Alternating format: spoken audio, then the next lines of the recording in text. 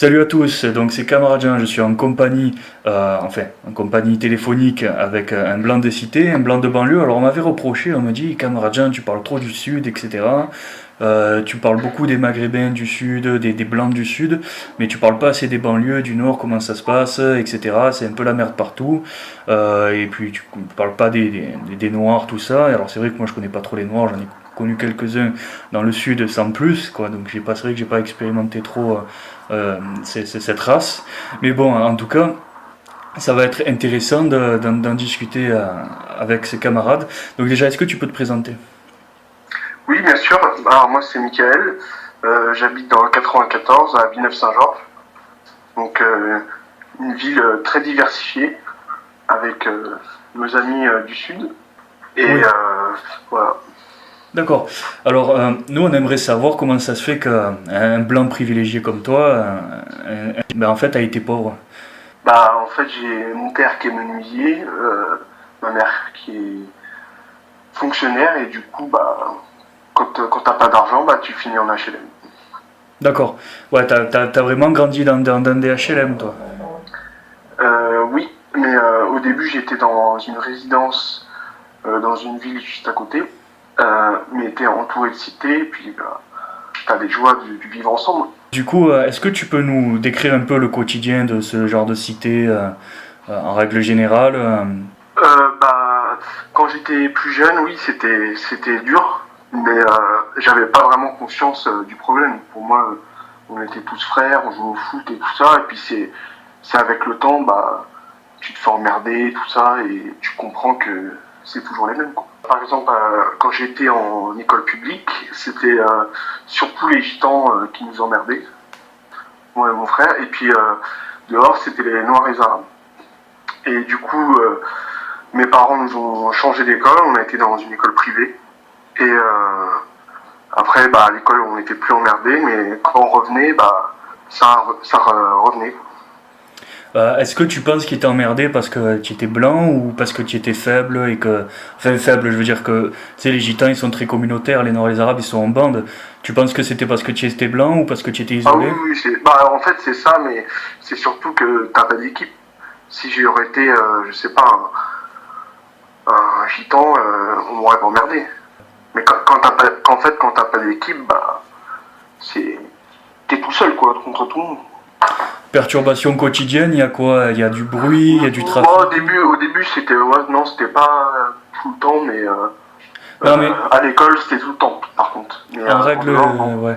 En règle générale, ce que je voulais dire, c'est quel est le quotidien de vie, quoi. Est-ce qu'il y a des perturbations quotidiennes pour tous les habitants en règle Ah, bah, générale? pour le Comment ça fait? bruit, l'été, c'est la moto tous les soirs, jusqu'à pas d'heure, la musique à fond, euh, ça Trafic? braille et tout ça, mais il y a, Hmm. il y a que pendant le ramadan, c'est cool.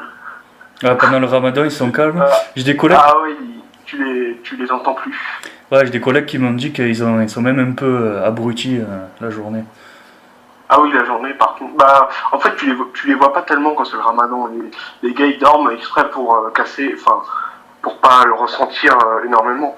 Alors que normalement, en vrai, ils devraient. Enfin, je sais pas comment ils vont faire, mais.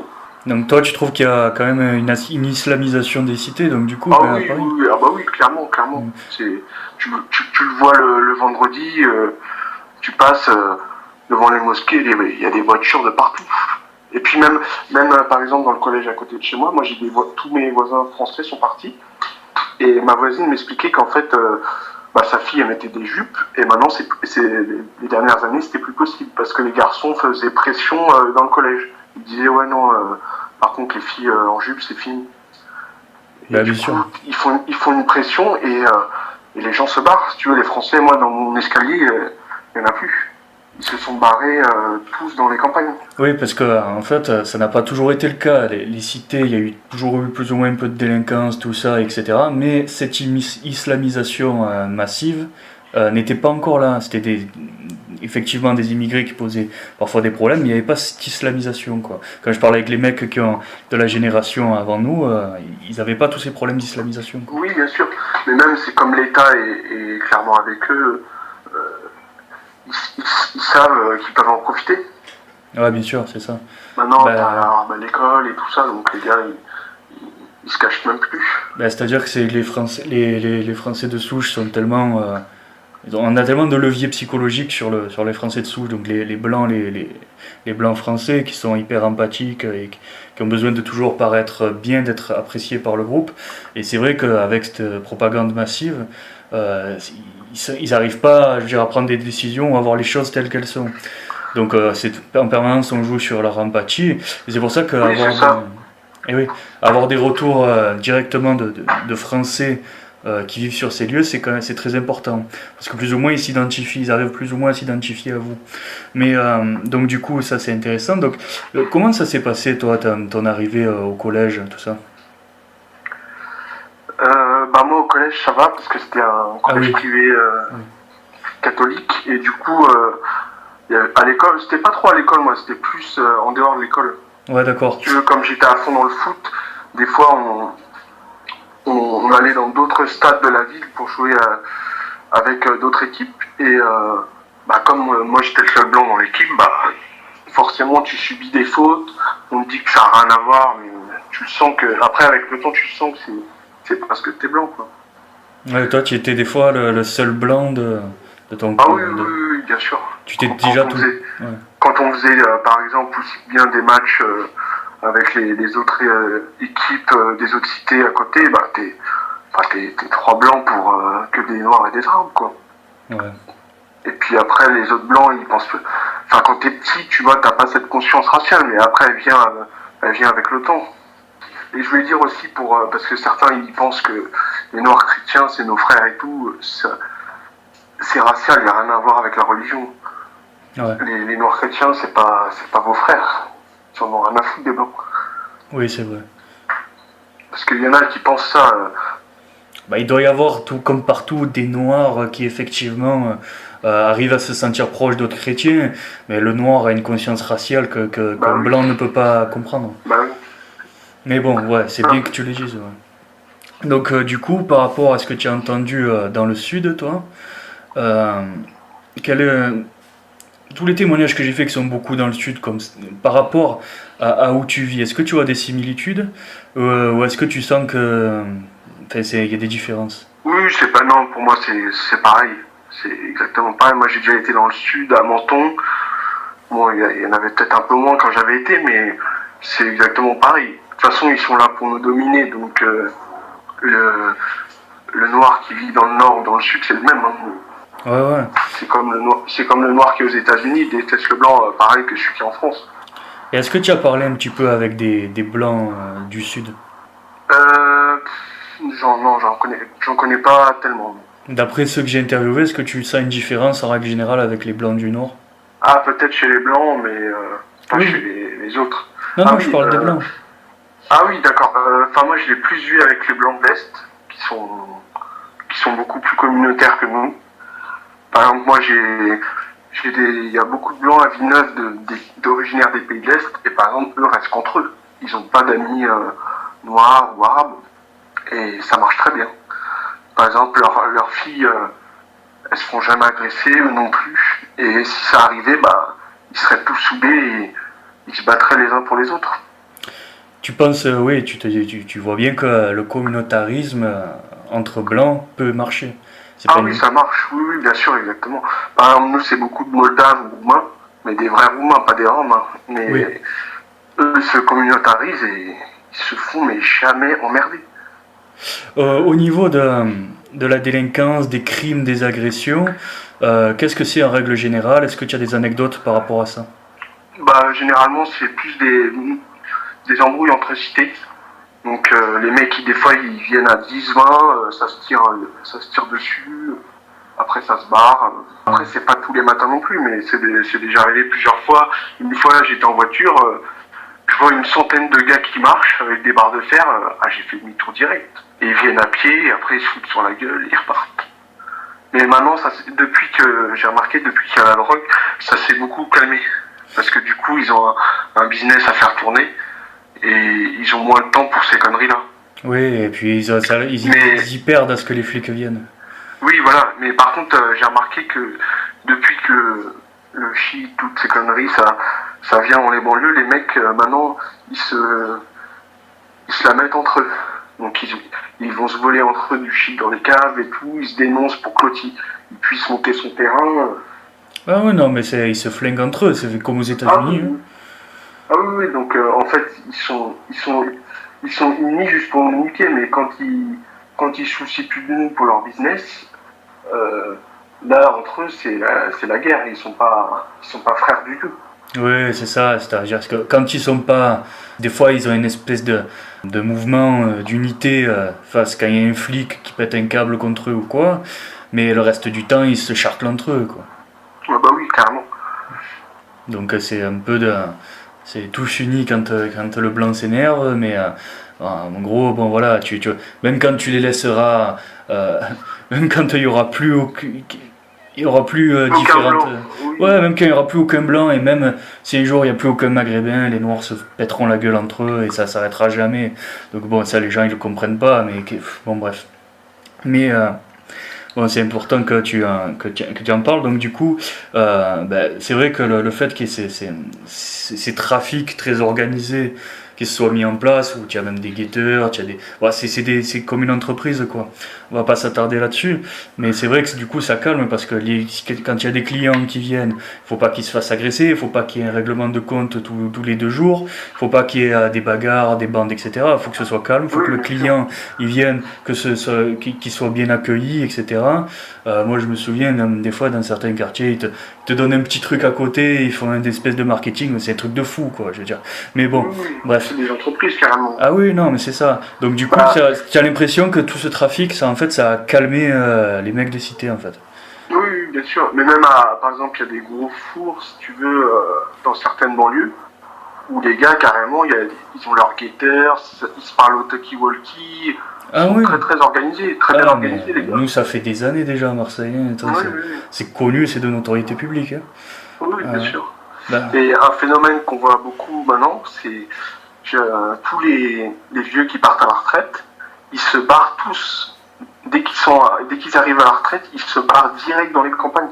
Et par exemple, moi dans mon escalier, les premiers qui sont partis, c'était tous les vieux, les vieux de 70 ans, ils partaient en maison de retraite, et c'était automatiquement remplacé par un non blanc. Donc au final, ton escalier, t'as de moins en moins de blanc, et après tu te retrouves tout seul, quoi. Mon père, tu te dis, bon, ça va être mon tour, c'est à moi de partir maintenant. Ah bah oui, non, mais tu peux pas rester avec...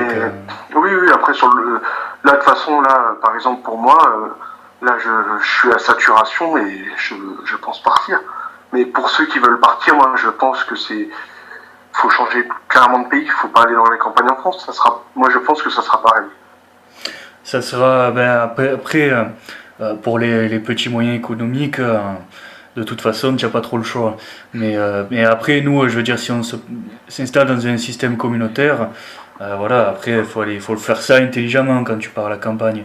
Mais bon, cet esprit de communautarisation, ça aurait dû être fait depuis longtemps, parce que, comme tu me dis, avec des blancs de l'Est, tout ça, qui sont très communautaires et donc au final racistes, et eux, personne ne les fait chier, tu vois.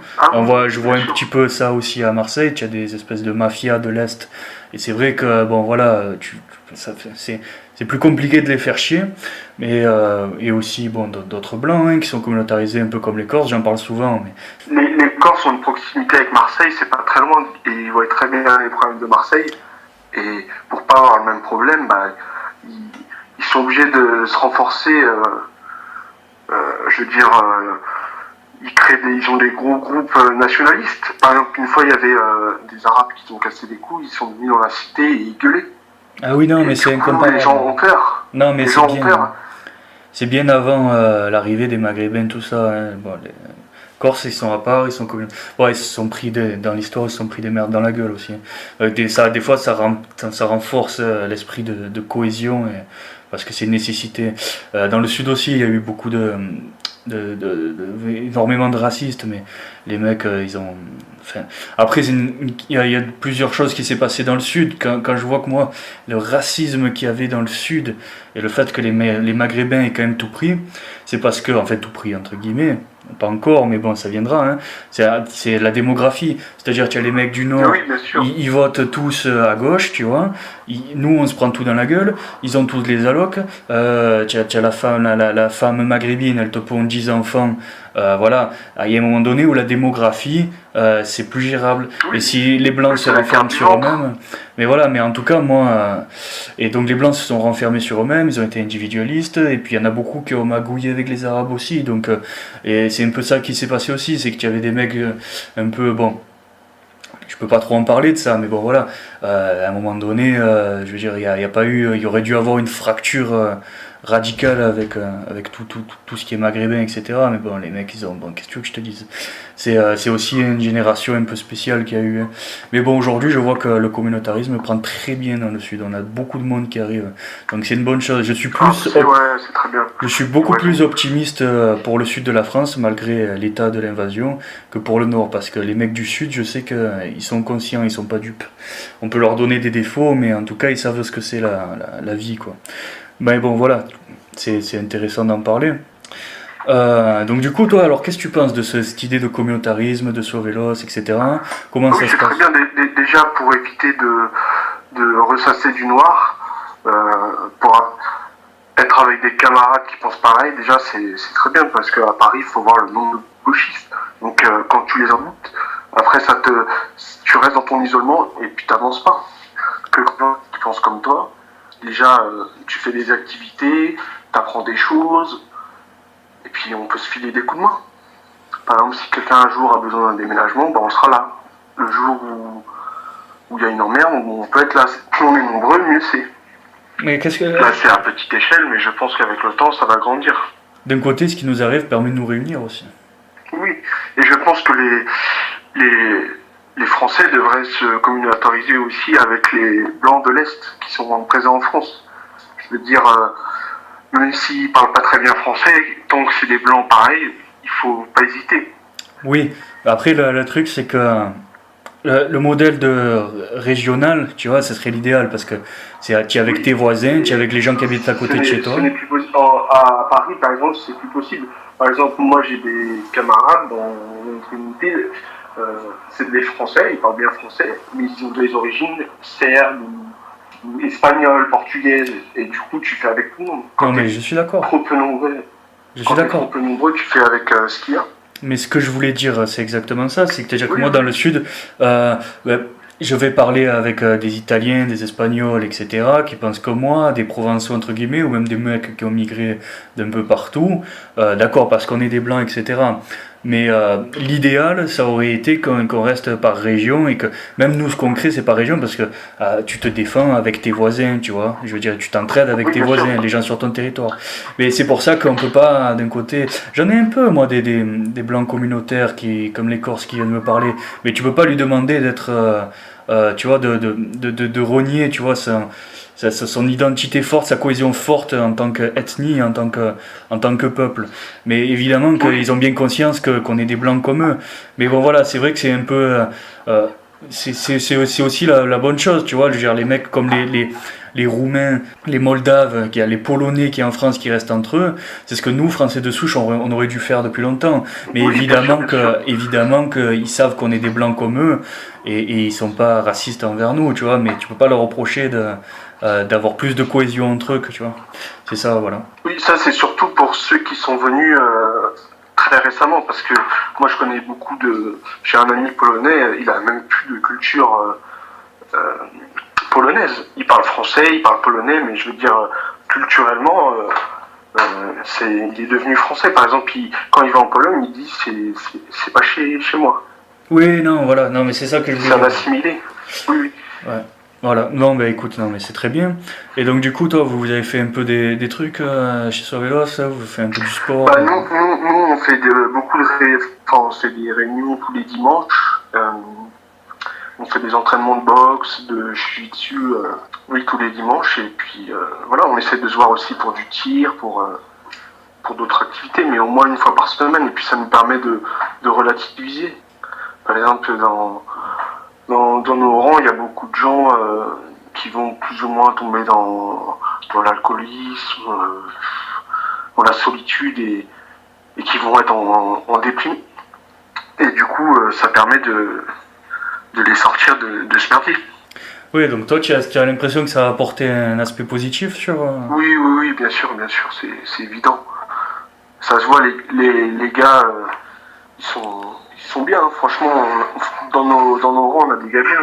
Des gens super intelligents, hein. Il y en a qui sont bilingues. Oui, parce qu'il y en a qui essayent de dire sur Internet qu'on fait des rendez-vous de clochards au RSA, etc. Ah non. Mais c'est pas que j'ai quelque chose contre les mecs au RSA, mais il y a des gars au RSA qui sont très intelligents, on sait commencer maintenant, c'est un peu la misère. Mais comme quoi on serait des abrutis, des Kikou 88, des Mongols, tu vois. Et avec toi, est-ce que t'as une expérience différente de la réalité? Ah oui, franchement, c'est beaucoup de prolétaires, mais je veux dire, il y en a, tu sens que c'est pas des sous-hommes, hein. Ils ont quand même une bonne culture, ils ont l'intelligence. Il y en a qui font des traductions pour différentes choses, mais je veux dire, c'est pas donné à tout le monde.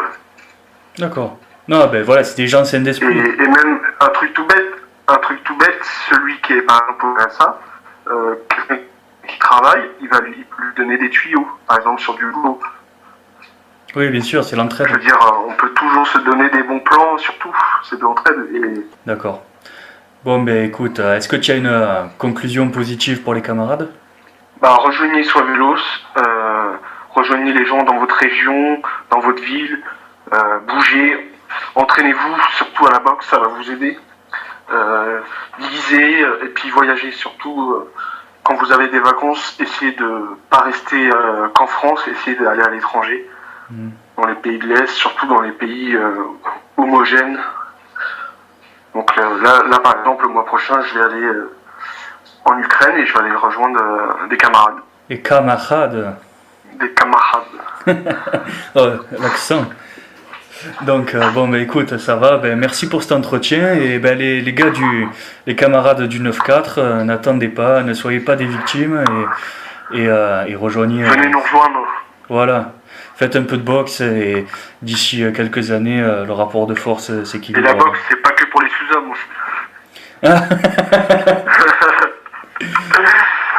Parce que notre ami Saint-Claude, il y en a qui a un certain niveau dans le groupe et. Ouais, c'est. Ouais, non, mais moi aussi j'en ai C'est pas un truc de sous-homme. Non, mais quand il disait ça, non, c'était. Il faudrait qu'ils reprennent leurs vidéos parce que là, ça fait un moment qu'on attend. Ah, les vidéos sur Ross?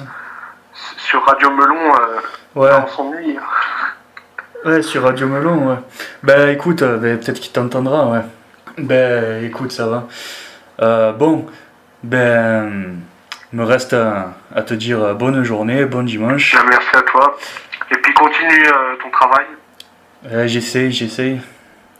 Ça va. Bon, merci à toi. Ben, merci à toi, camarade.